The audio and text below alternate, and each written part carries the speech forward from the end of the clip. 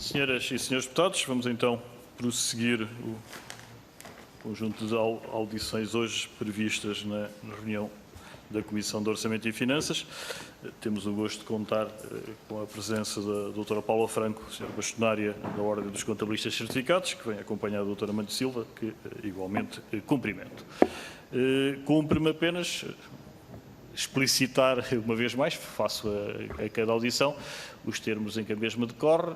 Portanto, a cada grupo parlamentar estão reservados 3 minutos para colocarem as questões referentes à especialidade da proposta de lei 43/14 do Governo, reforça as garantias dos contribuintes e a simplificação processual.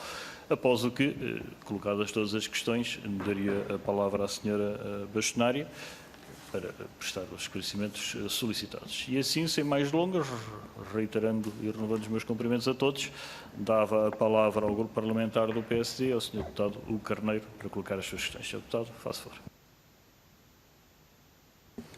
Antes de mais, muito boa tarde à senhora bastonária, à doutora Paula Franco e ao doutor Amanda.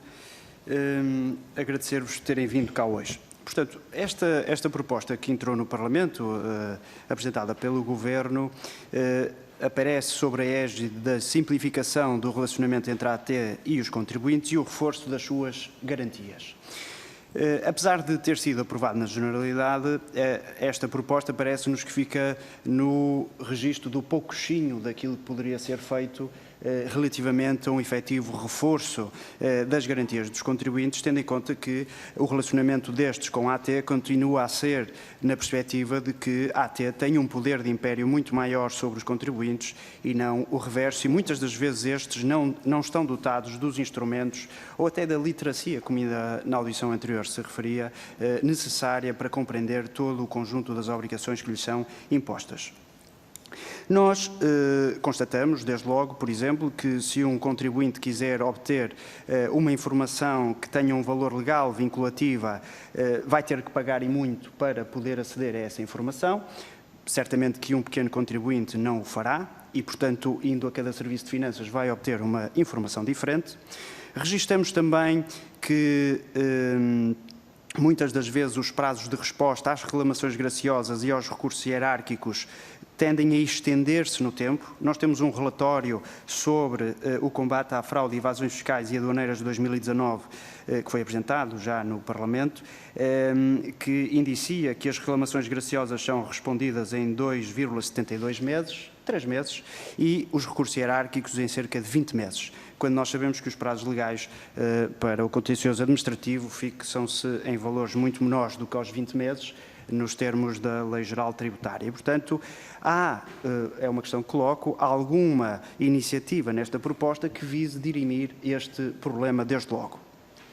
Gostava de perceber também se, do conjunto de todas as obrigações declarativas onde os contabilistas certificados têm que intervir, se o regime que existe atualmente é um regime ajustado e equilibrado, atendendo aos prazos, às consequências do incumprimento dos prazos, o que me levaria desde logo à questão das molduras contraordenacionais, se elas são ajustadas ou não, ou se são desproporcionais relativamente ao conjunto de trabalhos que hoje os contabilistas certificados têm que prestar, provavelmente indo muito para lá daquilo que no dia-a-dia são efetivamente as suas funções. Estou a pensar no regime do layoff, imagino o quebra-cabeças que não terá sido para muitos contabilistas deste país ajudarem os seus clientes a interpretar as regras que foram sendo aprovadas.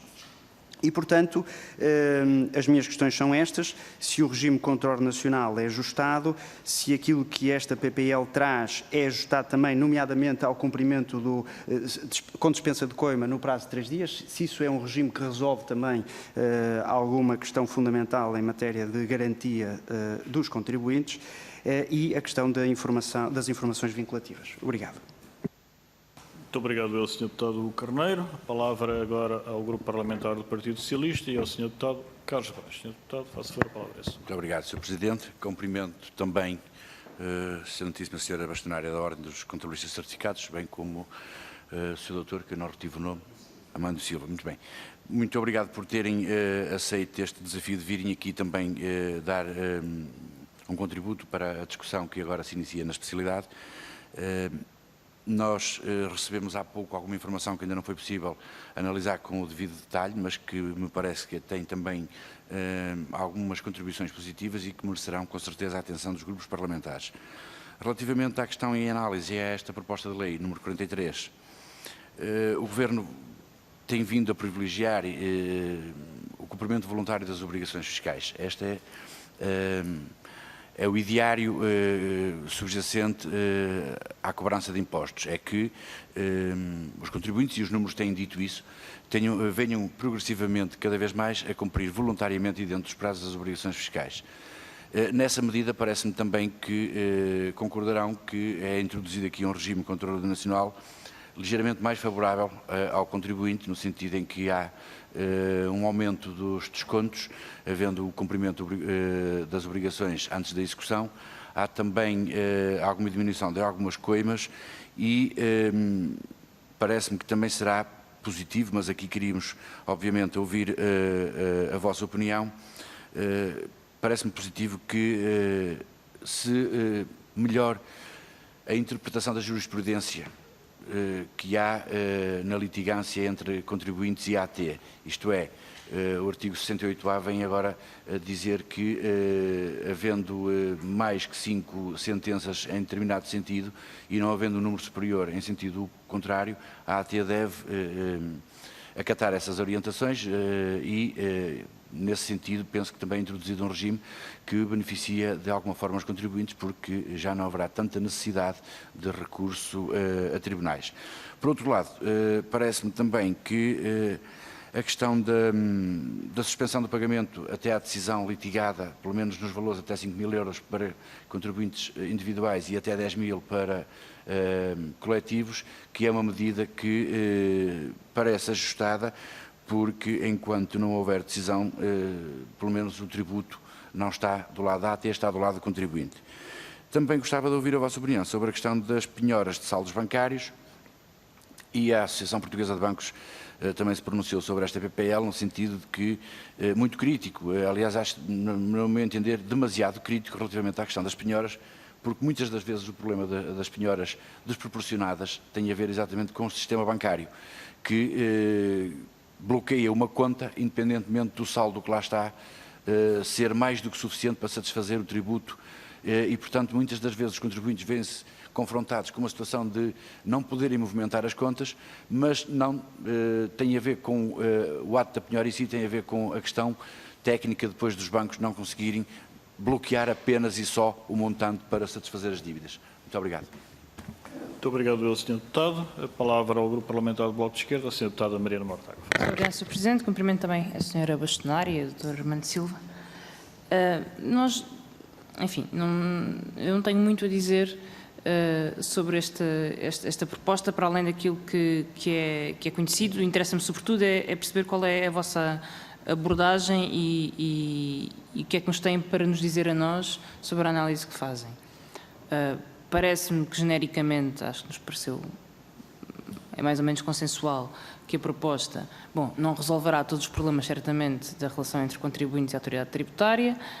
Há problemas que não sei se alguma vez são resolvidos, porque a legislação fiscal é cada vez mais complexa, porque a realidade económica também é cada vez mais complexa e, às vezes, a tentativa de criar regras que sejam justas e que se adequem aos casos particulares de cada sujeito passivo acabam por complexificar o sistema de tal forma que enfim, depois só pode ser usado por quem o conhece e isso torna-se num problema. Tenho algumas dúvidas que esta proposta simplifique grande coisa, mas parece-nos que dá algumas garantias adicionais aos contribuintes face à lei existente, no regime das penhoras, na redução das coimas, na suspensão dos pagamentos, já tudo isso foi aqui referido. E por isso, gostaria de saber qual é a vossa perspectiva, se há alguma coisa que possa ser melhorada, se há algum aspecto que nós não estejamos a ver bem ou por desconhecimento técnico que possa não ser muito claro. É sobretudo para vos ouvir que acho que esta audição deve servir. Muito obrigada.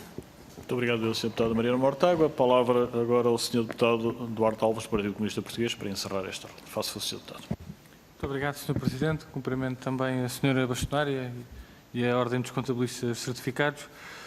E relativamente a esta proposta de lei, que tem como título e como exposição de motivos o reforço das garantias dos contribuintes e simplificação processual, nós, de facto, gostávamos de perceber exatamente, do ponto de vista da Ordem dos Contabilistas Certificados, se esta proposta contribui para um maior equilíbrio na relação entre a AT e os contribuintes ou se não contribui ou se existem matérias a ser melhoradas. Desde logo, por uma questão que nós levantámos logo na discussão na especialidade, que tem a ver com, a criação da autoridade de polícia criminal para a AT. Se a AT ganha esta responsabilidade, quem é que a perde? É o PJ, é o Ministério Público, portanto, é importante para nós percebermos estas novas atribuições que são mais especificadas nesta lei, o que é que isso altera sobre os poderes de cada uma das entidades judiciais e da AT.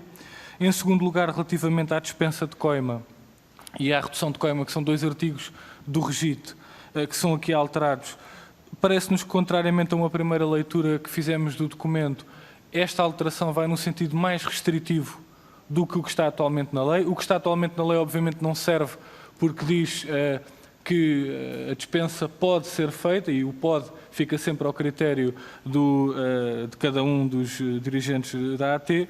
O problema é que a forma como se resolve eventualmente restringe mais do que alargar esta capacidade de haver dispensa de coima quando se tratar de um erro que não tenha qualquer prejuízo do ponto de vista de receita fiscal e que seja devidamente regularizado.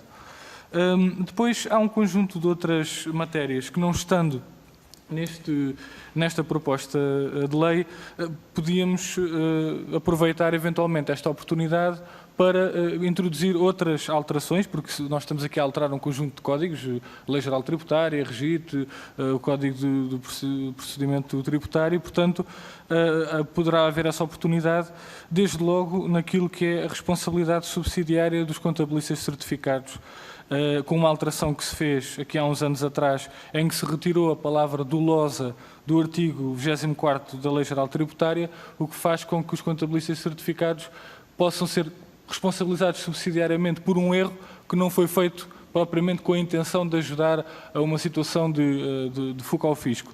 Ora, a palavra dolosa colocava, ou seja, se fosse de propósito, se fosse com vontade de contribuir para a fraude, aí sim o contabilista deve ser responsabilizado subsidiariamente. Se for um erro meramente de algum problema que ocorreu e que não se prova essa situação, enfim, não havia essa responsabilização e agora existe e, portanto, gostaríamos de saber a vossa opinião sobre isso.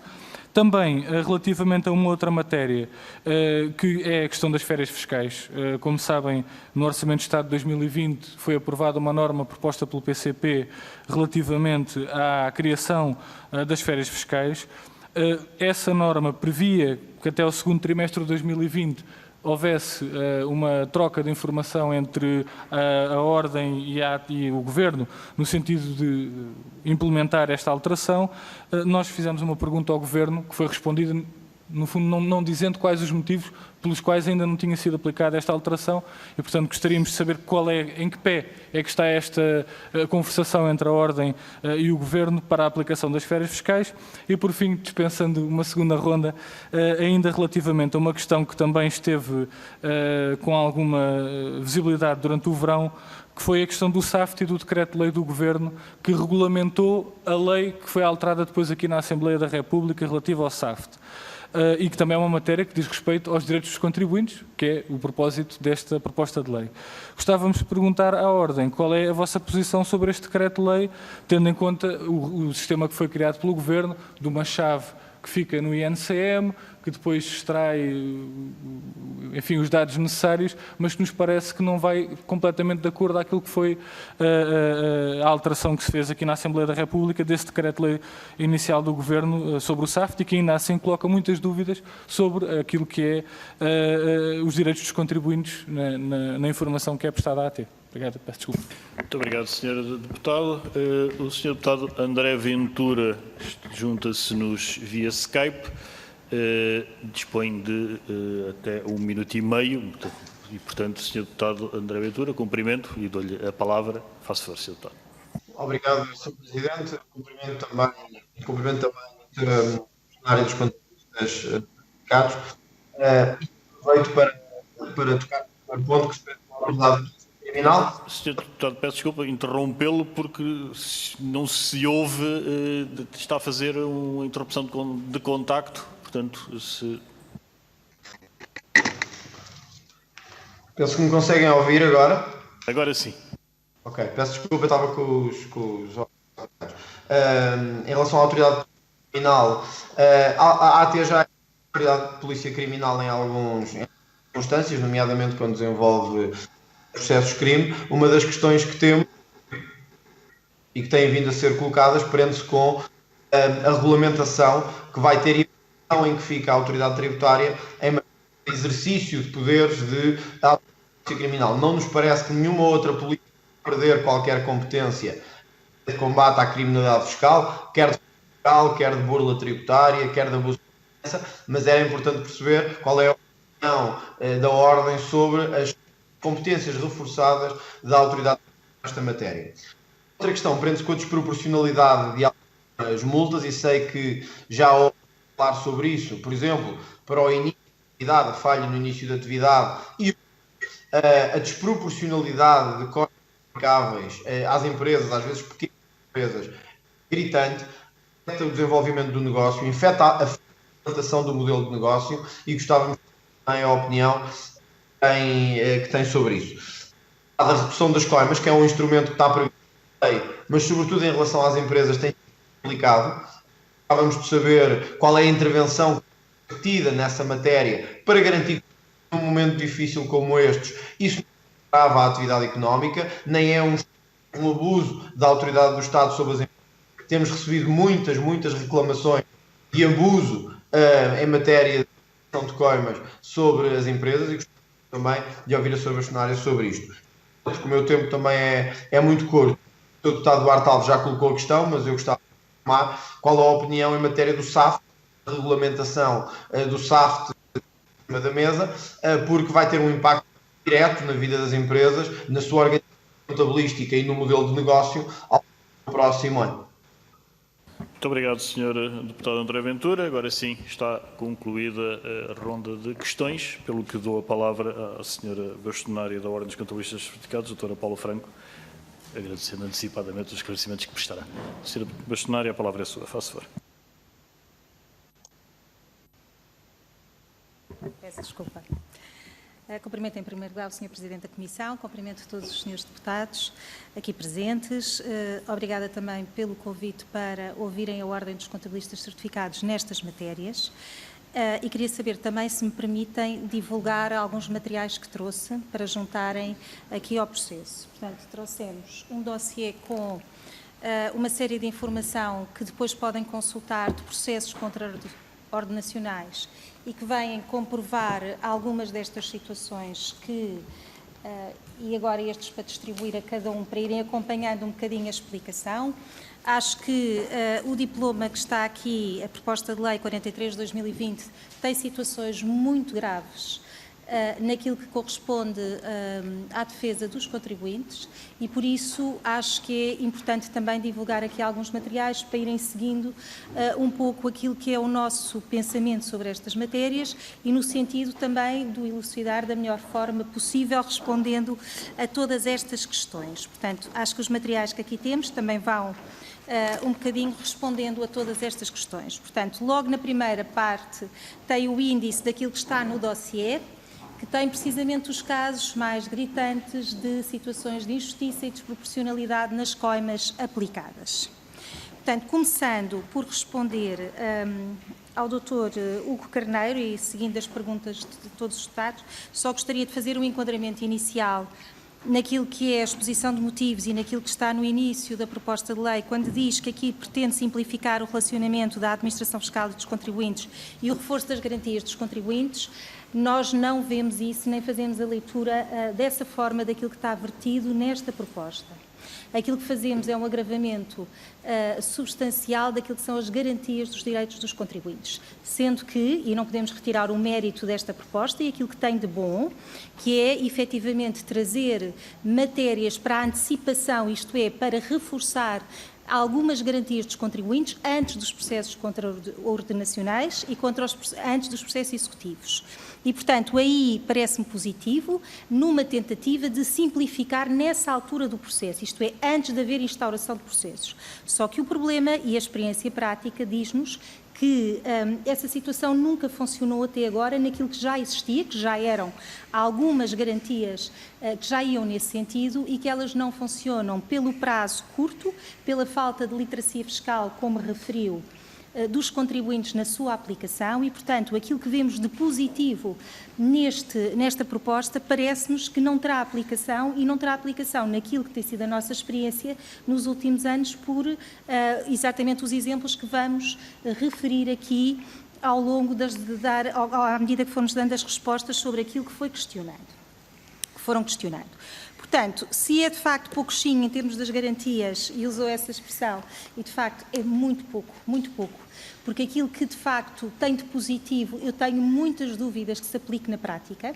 A redução de coimas não está prevista aqui para as situações em que mais se aplicam e, portanto, no fundo, as garantias dos contribuintes estão postas em causa aqui e são agravadas. São agravadas especialmente com as alterações introduzidas em 3 artigos, eu diria que são aqueles que mais nos preocupam e que também estão nesta pasta que lhes foi distribuída, em que estão aí precisamente a comparação só nestes artigos que entendemos ser mais, que lesam mais no fundo os contribuintes e que protegem menos as suas garantias, que no fundo é o artigo 29 do REGIT, o artigo 32 do REGIT e a revogação do artigo 78 do REGIT. A conjugação destes artigos faz com que aquilo que é de positivo nesta proposta de lei a torne extremamente grave. E daí também, desde já agradecer o estarmos aqui a poder partilhar esta nossa preocupação, de um agravamento e de uma responsabilidade que será, no fundo, de todos os deputados que aprovam esta norma e que se vai verificar no futuro num agravamento daquilo que é a aplicação de coimas e sanções a contribuintes, principalmente em situações injustas e injustificadas. E isso é, de facto, aquilo que mais nos preocupa. Por isso, em relação também àquilo que perguntou do pedido para ser vinculativo e dos custos, e agora tentando responder às perguntas que foram colocadas. É claro que a legislação fiscal é muito complexa e, portanto, o direito à informação vinculativa é um direito muito importante dos contribuintes naquilo que é o esclarecimento e a clarificação de matérias que possam trazer dúvidas. O seu custo elevado leva a que muitos contribuintes não peçam este pedido de informação vinculativa, ainda por cima ao custo elevado, quando é com resposta urgente, não é? E que é a resposta que muitas vezes interessa na aplicação logo daquilo que é necessário, porque normalmente as normas fiscais não esperam que existam as interpretações e que exista depois a clarificação por parte da autoridade tributária, quando saem já estão em aplicação nas empresas e, consequentemente, com as dúvidas e as necessidades de clarificação. E, por isso, claramente, o custo que está associado é um custo exagerado, é um custo que não permite aos contribuintes poderem agir em matérias muitíssimo complexas, com segurança após este parecer vinculativo, para poderem atuar da melhor forma. E, portanto, parece-nos que esta medida e este custo é muitíssimo elevado e põe em causa, lá está, a possibilidade dos contribuintes, das empresas, recorrerem à Justiça. E isso, à Justiça, isto é, antes da Justiça, ao parecer sobre aquilo que querem aplicar, deixando-lhe poucas hipóteses depois de cumprir e de fazer bem e muitas vezes levando a que façam exatamente mal, erradamente, o que não é o que se pretende. Portanto, acho que aqui o custo para ser vinculativo e até algum tipo de financiamento ou algum tipo de custeio por parte do Estado para subsidiar estes valores seria algo a considerar. Depois, o que disse em relação ao prazo da reclamação graciosa e daquilo que é normalmente um prazo exagerado ou elevado naquilo que normalmente é a aplicação prática. Eu diria mais, eu diria que é quase intencional não se responder de forma célere, o que leva depois à aplicação e ao aumento desmesurado das coimas enquanto se está à espera desta resposta, desta reclamação graciosa. Porque, efetivamente, não há aqui uma figura de suspensão e, por isso, se há, por exemplo, uma situação de aplicação de uma coima ou de falta de imposto, os valores vão aumentando, nomeadamente as custas, etc. E, portanto, estes prazos de reclamação graciosa deviam estar definidos, tal como existem prazos para os contribuintes. Uma das coisas que vemos como algo que prejudica muito todo este processo de litigância com a autoridade tributária é precisamente do lado da autoridade tributária não existirem prazos e não existir um equilíbrio naquilo que é justo entre a autoridade tributária e os contribuintes.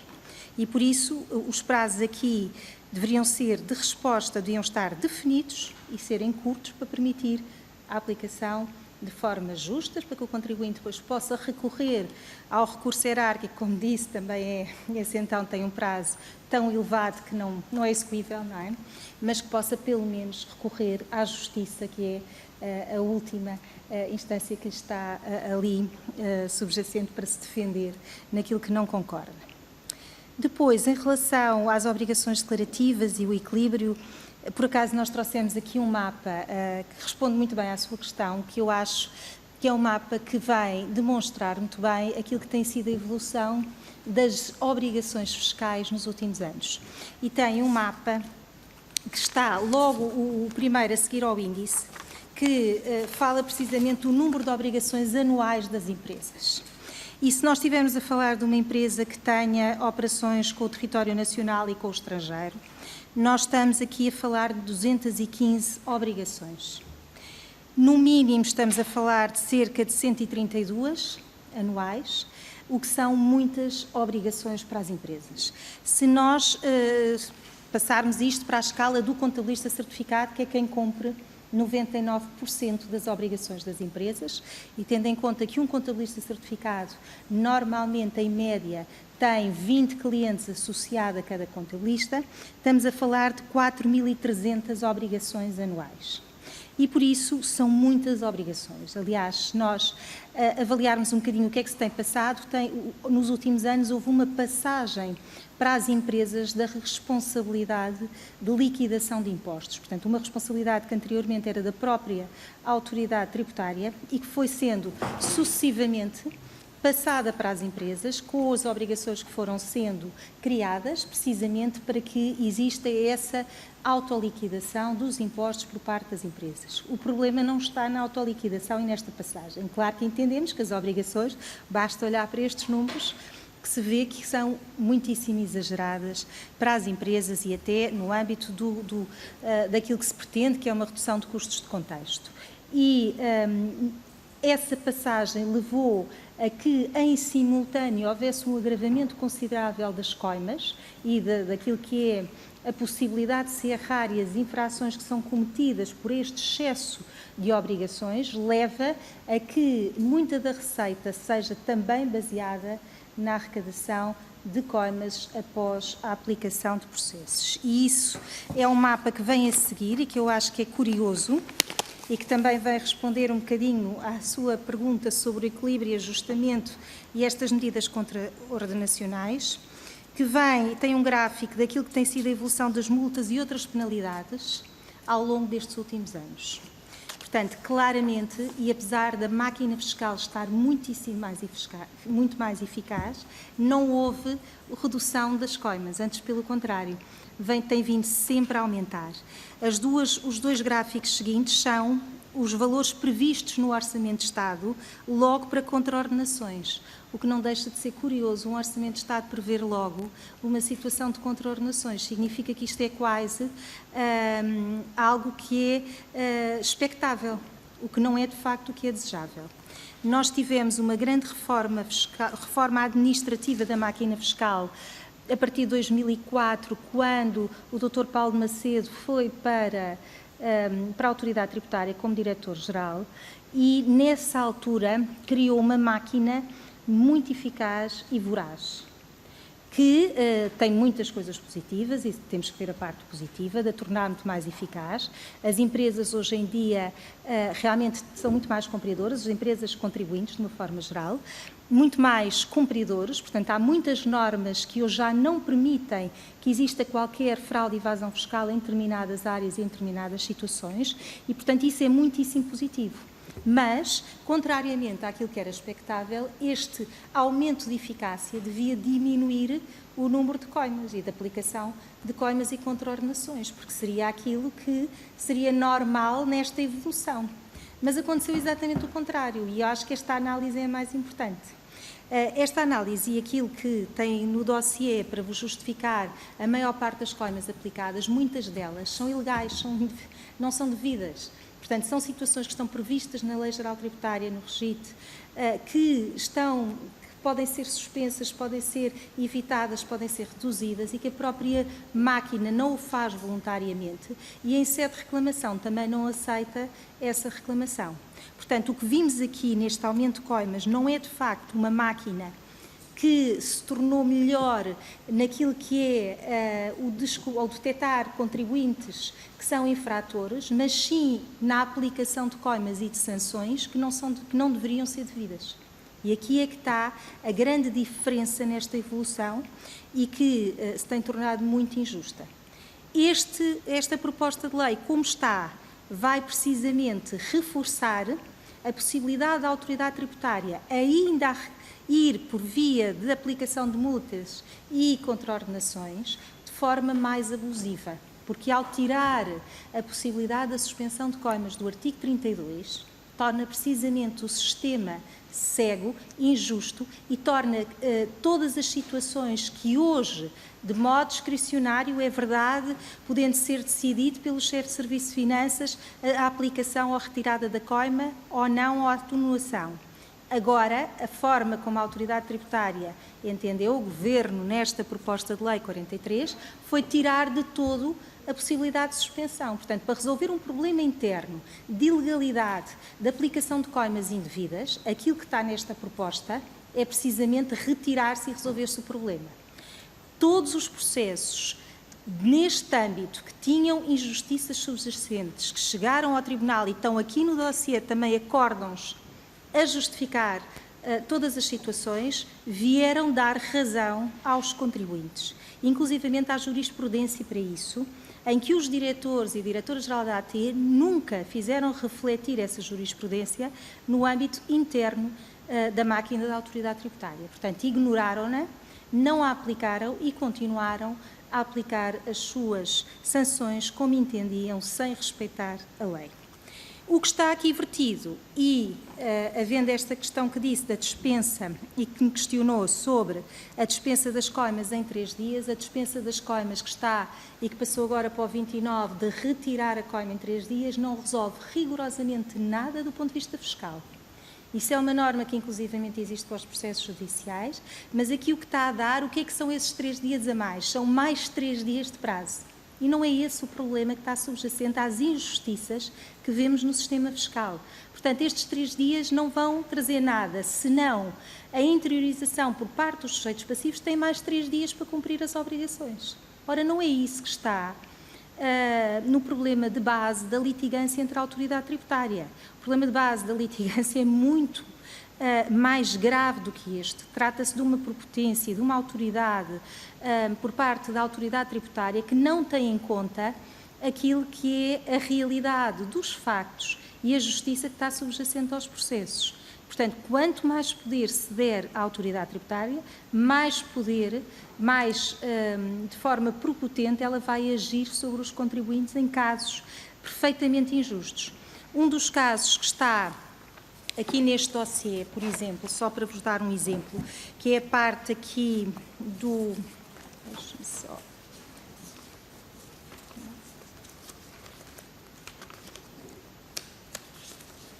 Aqui só para não dizer um que não seja...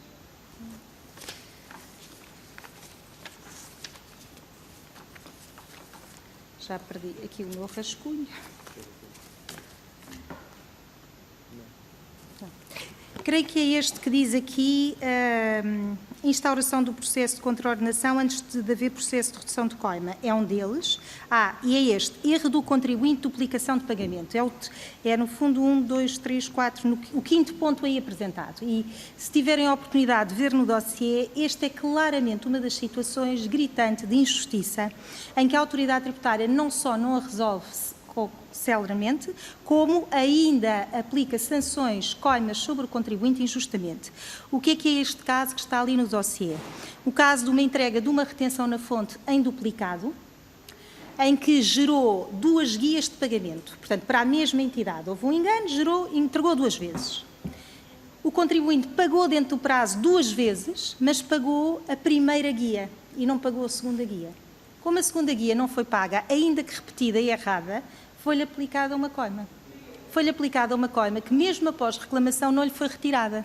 Nem com o pedido de aplicação do artigo 32 lhe foi retirada. Portanto, chegamos a este ponto de injustiça em situações tão óbvias que, a partir do momento em que é discricionário e está nas mãos de chefes de serviços de finanças que, no fundo, não olham para os processos com aquilo que são os factos que lhes estão subjacentes, leva a que muitos contribuintes vejam em situações dificílimas. Portanto, o contribuinte pagou 2 vezes, não lhe devolveram o dinheiro e ainda lhe foi aplicada uma coima, porque não pagou um dos processos. Realmente, isto é um exemplo entre milhares.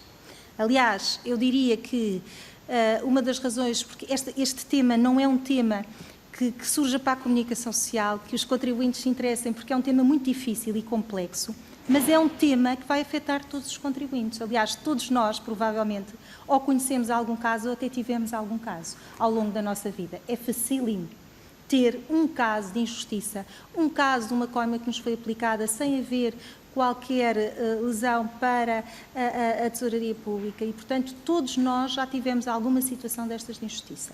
Aquilo que está aqui nesta proposta de lei vai agravar esta injustiça para todos os contribuintes. E, portanto, isso é que é, de facto, aquilo que gostaríamos de deixar mais aqui, mais ressalvado, mais enfatizado, digamos assim, naquilo que é a transmissão daquilo que trazemos.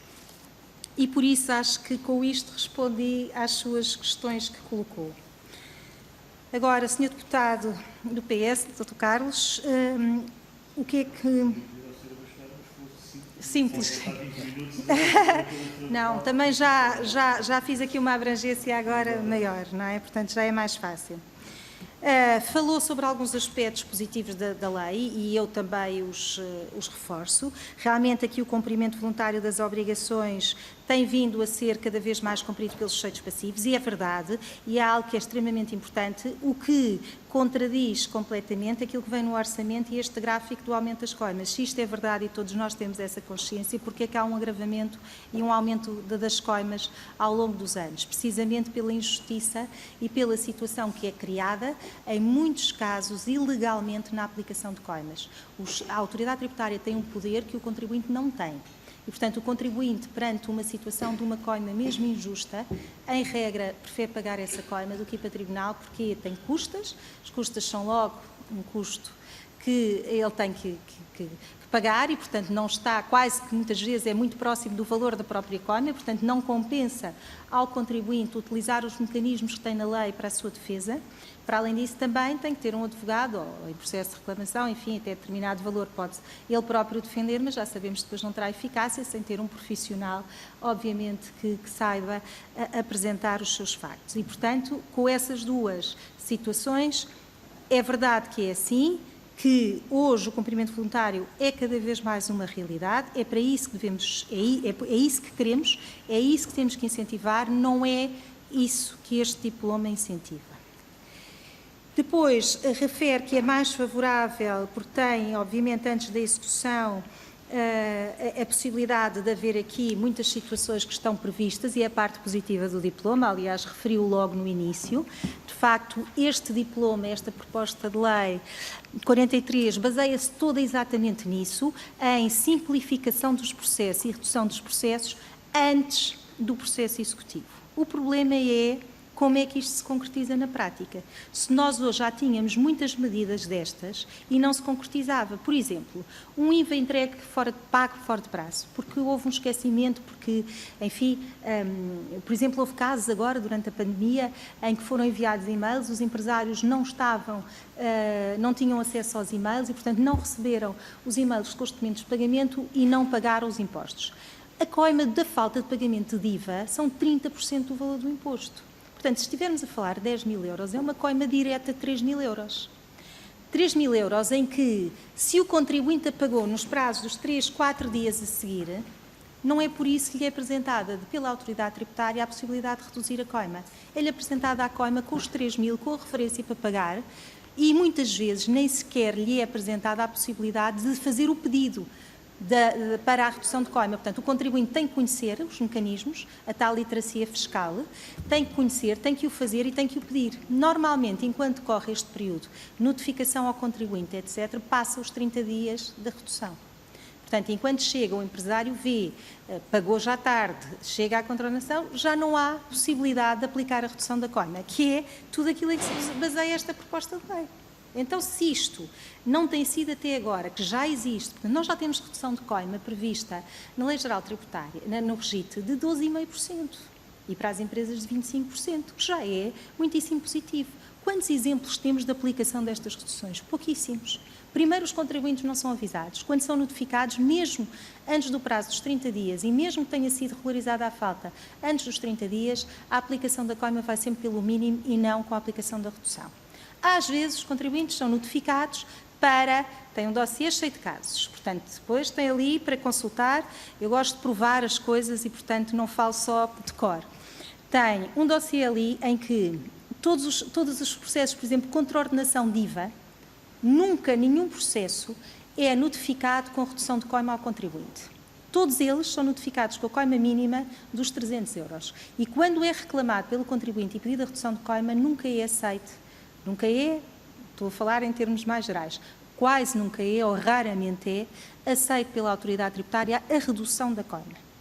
Portanto, aquilo que é normalmente a coima mínima aplicada à entrega de uma declaração que não lesa o Estado, estamos a falar agora já não é uma questão de imposto, que tenha reembolso, que não lesa o Estado, que vá a zeros, são 300 euros e a autoridade tributária não aceita a redução desta coima dos 300 euros. Portanto, estamos a falar de metade, quase metade do ordenado mínimo nacional, mais de metade do IAS. Portanto, claramente são desproporcionadas face aos incumprimentos e face àquilo que está subjacente. Por isso, é favorável, tem vantagens. Obviamente que a questão do 68A, de dar mais 5 dias de decisão e a suspensão do valor até 5 mil euros são positivos, são factos positivos. O diploma não tem só factos negativos. A única coisa que queremos aqui realmente chamar a atenção é para aqueles que vão tirar as garantias dos contribuintes, que é o caso da alteração ao artigo 32, ao artigo 29 e a revogação do 78, que são extremamente lesivos para os contribuintes.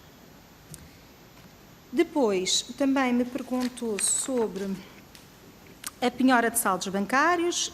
Sei que, efetivamente, a Associação de Bancos foi ouvida, aliás, foi a única entidade ouvida nesta proposta de lei, o que é de facto estranho, como é que tantos intervenientes, só a Associação de Bancos é que foi ouvida, mas pronto, isto é apenas um comentário.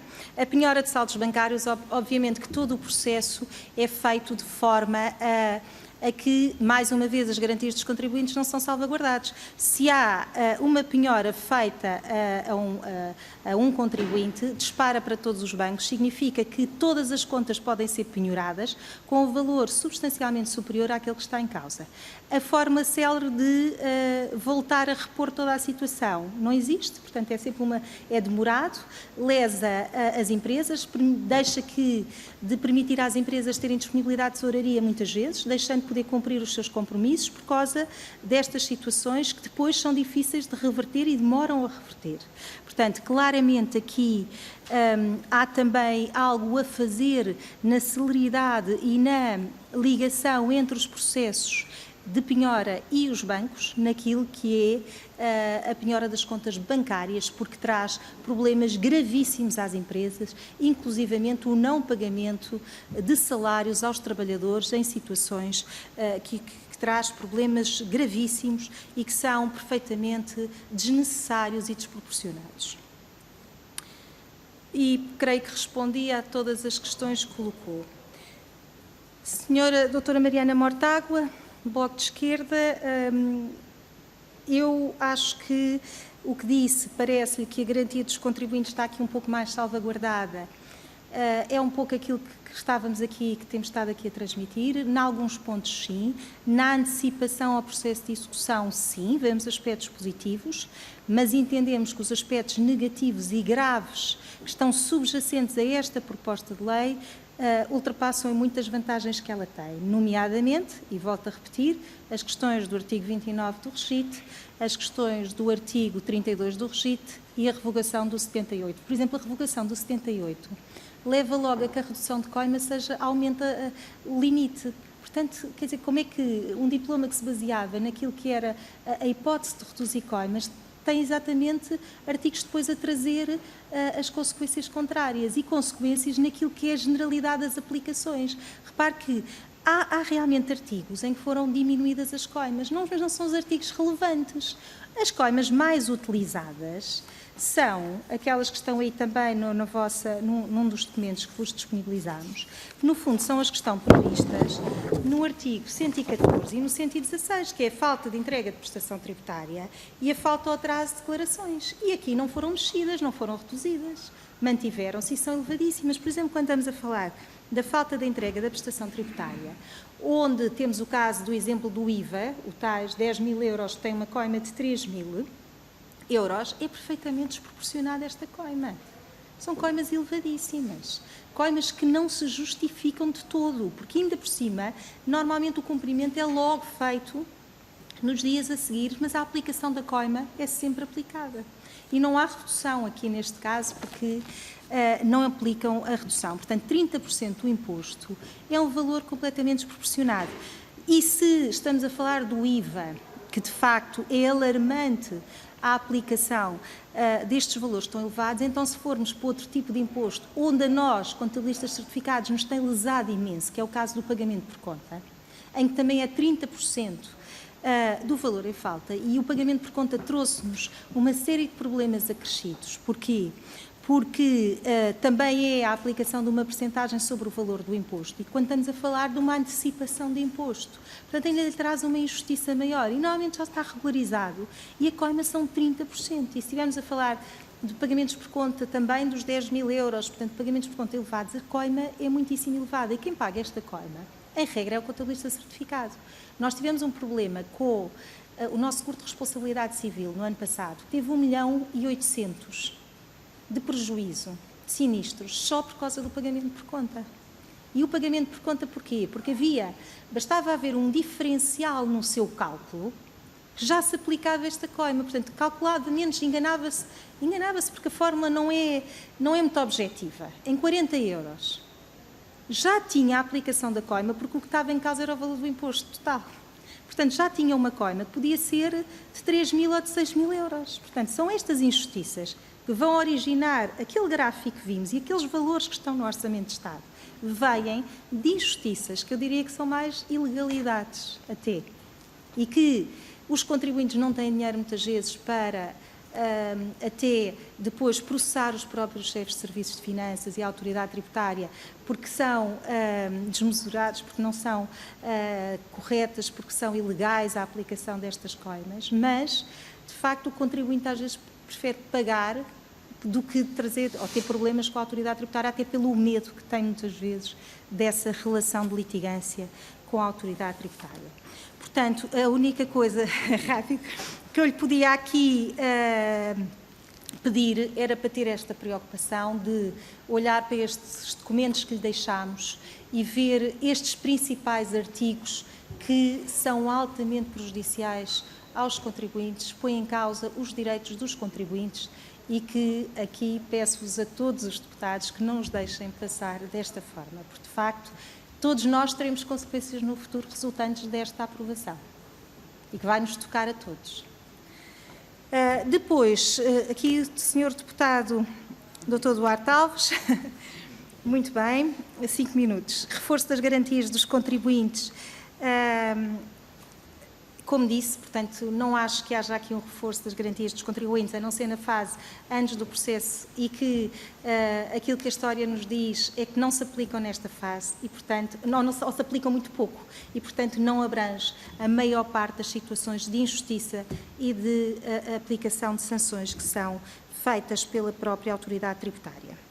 Quanto à questão da polícia criminal, e que também foi questionada pelo Dr. André Ventura do Chega, não creio que seja um problema, não nos parece a nós um problema. Pensamos que aquilo que está vertido aqui seja uma definição da hierarquia. Portanto, isso já estava previsto no regite e aquilo que veio agora à alteração vem direcionar para os chefes de serviços de finanças, porque não estava definido antes, o que significava que muitas vezes diretores de serviços e outros colaboradores da autoridade tributária podiam acionar esta polícia criminal. Portanto, parece-nos a nós que este artigo é mais no sentido de definir competências e competências que são positivas deste ponto de vista, em que vem definir a hierarquia do chefe de serviço de finanças, não permitindo a que todos façam este papel. Agora, este papel já estava definido e já era utilizado. Quanto à suspensão da coima do artigo 32, acho que já ficou claríssima, não é? Que é a grande preocupação. Nós temos aí uma sugestão da Ordem, porque achamos que é a única que pode trazer justiça a esta situação, que é, em vez do onde se lê não deve ser aplicada, é não se aplica. E acabar com a linha C, que é a subjetividade. Por exemplo, os contabilistas certificados têm sofrido essa subjetividade. A linha C do artigo 32 refere que quando houver um grau diminuto de culpa.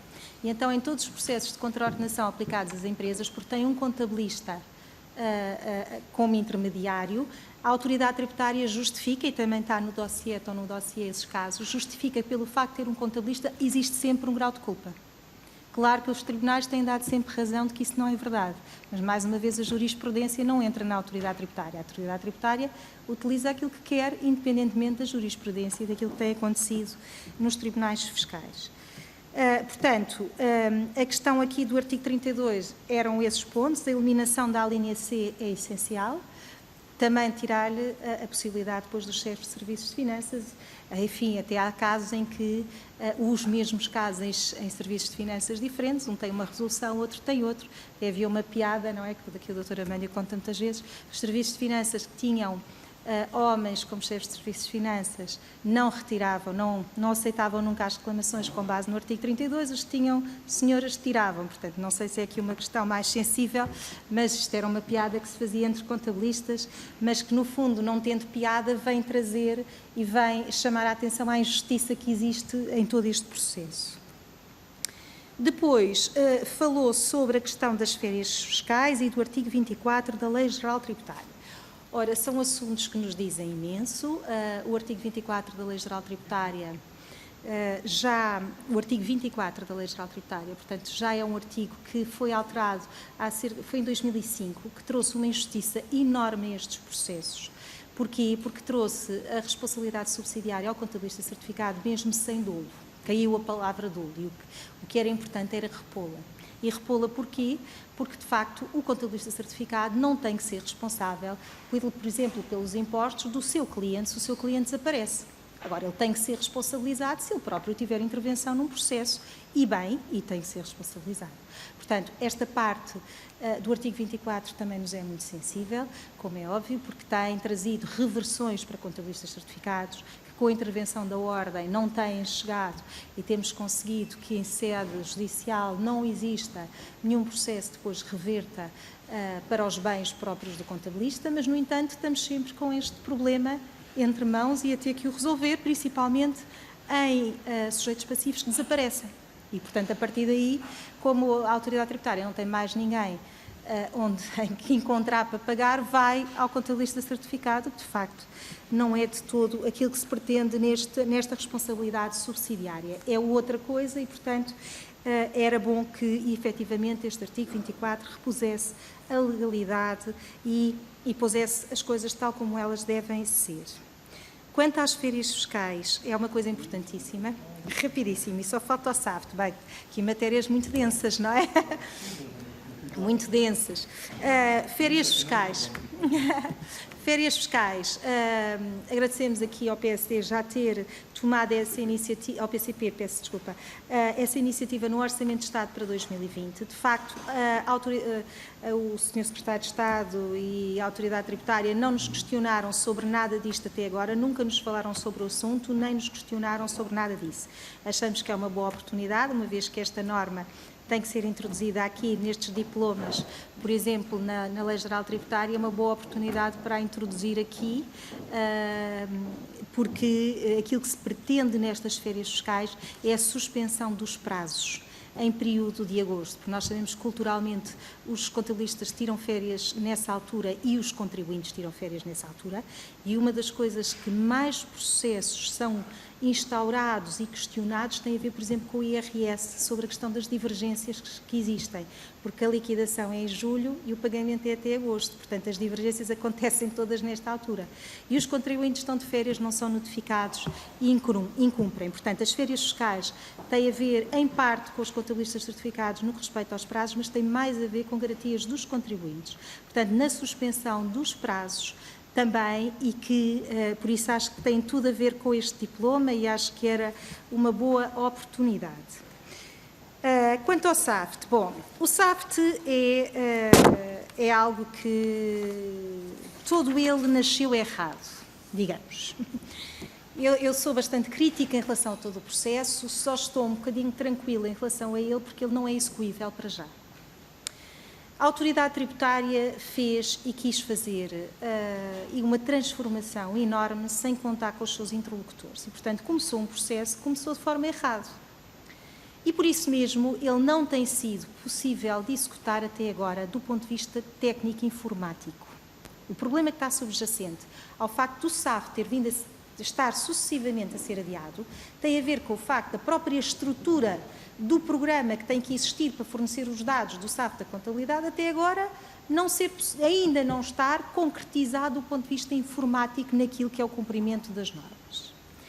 Porquê? Porque não é fácil, porque aquilo que se quer é demasiado complexo e, portanto, as empresas informáticas ainda não conseguiram, de forma estrutural, passar nos testes da Autoridade Tributária. Primeiro, isto só será execuível se houver uma certificação dos programas de contabilidade à semelhança do que existe nos programas de faturação. Enquanto não exigirem essa certificação, que diz a Autoridade Tributária que não pode exigir, porque há muitíssimos programas de contabilidade, inclusivamente internacionais, de SAP, etc., isto não é execuível. E nós já dissemos isso à Autoridade Tributária e ao Sr. Secretário de Estado em 2018.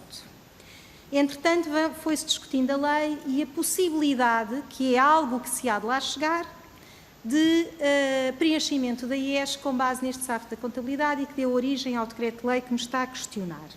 Portanto, o que aconteceu foi, na Assembleia da República foi aprovada uma lei que pediu algumas alterações ao diploma de base, em que remeteu para um decreto-lei a regulamentação daquilo que ia existir, com base ao objetivo que era o preenchimento do SAFT. Mais uma vez, este decreto-lei não cumpre isto, que é aquilo que lhe está permitido. Portanto, foram os senhores deputados que o aprovaram e aquilo que está e que foi, entretanto, aprovaram a lei para aprovar este decreto-lei e este decreto-lei não cumpre, pura e simplesmente, aquilo que está subjacente à lei. Não cumpre porque a AT nunca teve intenções, mais uma vez, o governo da AT, nunca tiveram intenções de cumprir, têm intenções de fazer com que o SAFT vá para a frente como querem, como entendem, sem ouvir interlocutores e sem perceber as questões que existem dos outros lados. E, muito rápido. Portanto, o diploma não cumpre as condições. Quanto à questão da Casa da Moeda, olha, eu até nem sei se vale a pena comentá-la, porque ela é tão caricata que eu acho que se torna tão ridícula que eu diria que eu enviar, porque o diploma prevê uma encriptação, os contabilistas vão enviar um ficheiro. Quem encripta é a Casa da Moeda, que tem uma chave guardada, que dá a chave ao sujeito passivo e que dá a chave à AT. E depois, quando se quer fazer uma inspeção, vai-se buscar à Casa da Moeda a chave. Mais um interlocutor para complicar todo o sistema. Portanto, eu esse acho tão caricato que eu acho que nem vamos chegar a ele. Porque eu acho que todo o diploma tem que ser revisto. E tem que ser todo ele alterado. Pronto, de base, na minha opinião. Portanto, não somos favoráveis ao SAF tal como ele está, não seremos e não aceitaremos com algumas das condições que põem em causa, inclusivamente, a produção das demonstrações financeiras pelos contabilistas certificados. Portanto, aquilo que está em causa é a possibilidade de existir um sistema que produza as demonstrações financeiras pelo contabilista e isso tem que haver muita responsabilização de uma empresa, das empresas, dos sistemas informáticos para garantir que aquilo que produz é aquilo que está nas normas contabilísticas. Portanto, os contabilistas não precisam de ser substituídos na elaboração das demonstrações financeiras. Querem os dados? Muito bem, essa é uma questão de proteção de dados, é uma questão das empresas. É questões que temos que separar. Não concordo, acho que é um abuso enorme sobre as empresas, mas ainda assim preocupa-me a parte da responsabilidade dos contabilistas certificados. Muito obrigado, Sra. Bastonária. Os esclarecimentos excederam em muito os 12 minutos que estariam previamente fixados, mas obviamente todos os esclarecimentos foram muito úteis e assertivos. Não conseguia fazer isso. Certíssimo, Sra. Bastonária. Senhores deputados, agradecendo em nome da Comissão de Orçamento e Finança a presença da Sra. Bastonária da Ordem dos Contabilistas Certificados, nós vamos fazer um pequeníssimo intervalo apenas para a higienização da sala para a última das audições que temos previsto para hoje. Portanto, fazemos um intervalo. Muito obrigado por... Muito obrigada.